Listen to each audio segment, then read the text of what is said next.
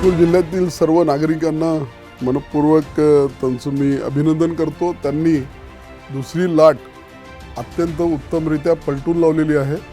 दुसऱ्या लाटेचा जो काही असर आपण बघितला तो सगळा ओसरतो आहे, परंतु याच्यात समाधान मानण्याचं काही कारण नाही। दुसरी लाट कुणी अपेक्षित केलेली नव्हती, तिसरी लाट येणार हे सगळ्यांनी सांगितलेलं आहे।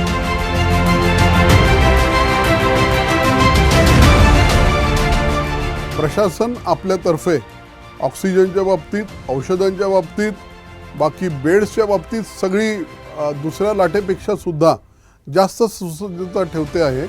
आणि म्हणून आपलं पण कर्तव्य आहे सगळ्या नागरिकांचं की आपण प्रशासनाला आपल्याकडनं टेस्ट करून, वॅक्सिनेशन करून ही एक सहकार्य करावं आणि होणारे जे काही नुकसान आहे कुटुंबाचं, समाजाचं, देशाचं ते वाचवावं।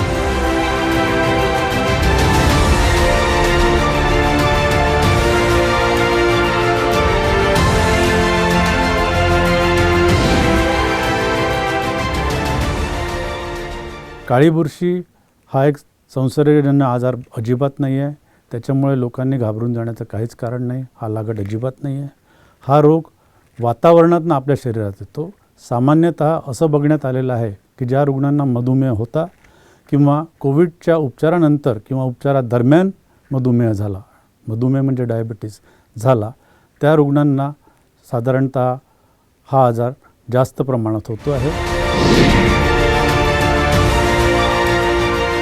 सर्वसामान्यतः 3 ठिकाणी रुग्णांमध्ये दिसतो। दातांमध्ये, नाकातून सायनसमध्ये, सायनसमधून डोळ्यांमध्ये, डोळ्यातून एखाद्यास मेंदूपर्यंत।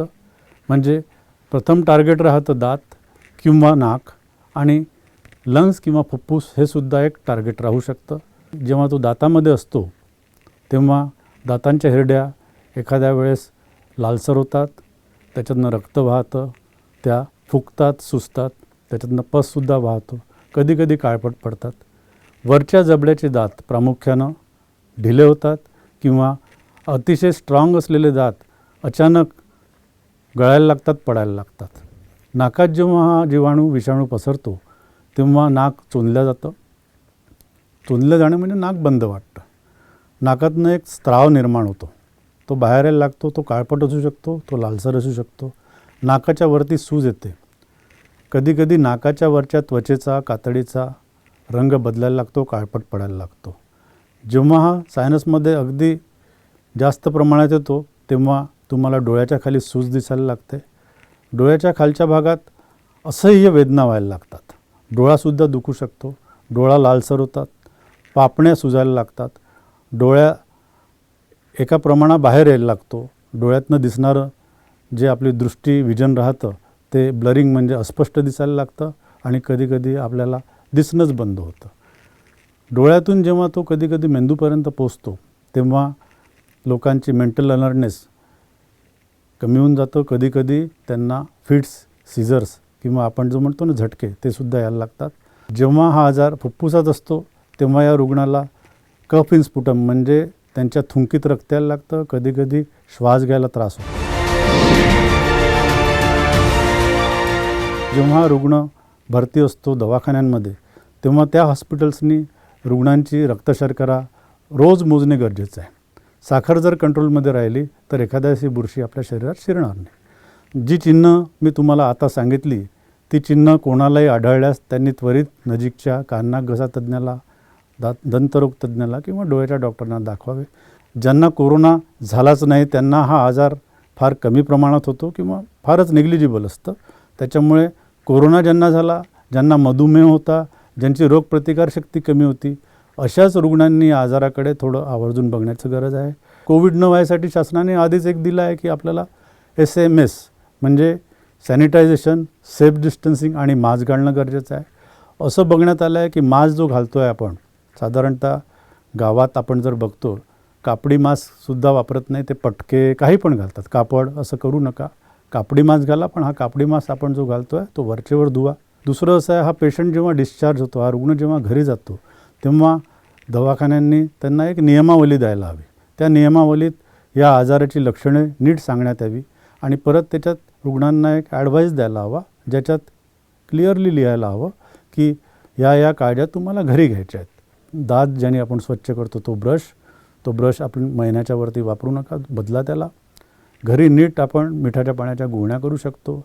आपल्या घराच्या आवाराचा परिसर आपण स्वच्छ ठेवू शकतो. इवन आपण जिथे राहतो, जिथे काम करतो ती जागा आपण स्वच्छ ठेवू शकतो.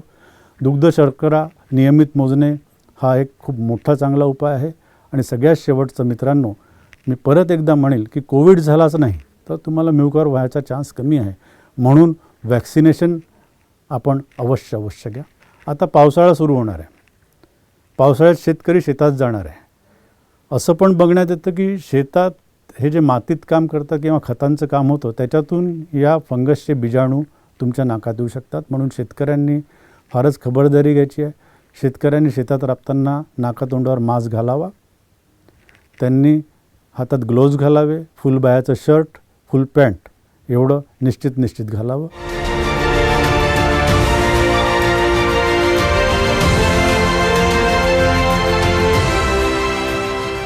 कोरोनाविरुद्धच्या लढ्यामध्ये आपल्याला योग्य माहिती असणं खूप आवश्यक आहे.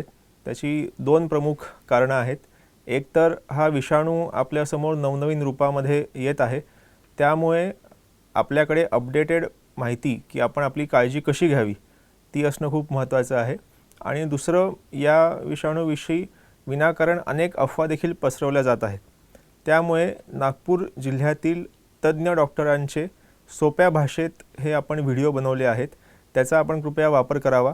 नागपूर जिल्हा प्रशासनाचे सर्व कर्मचारी अहोरात्र परिश्रम घेऊन या रोगाला लढाई देत आहेत. त्यासाठी आपल्या सर्वांचं सहकार्य अपेक्षित आहे. हीच अपेक्षा मी इथे व्यक्त करतो. धन्यवाद.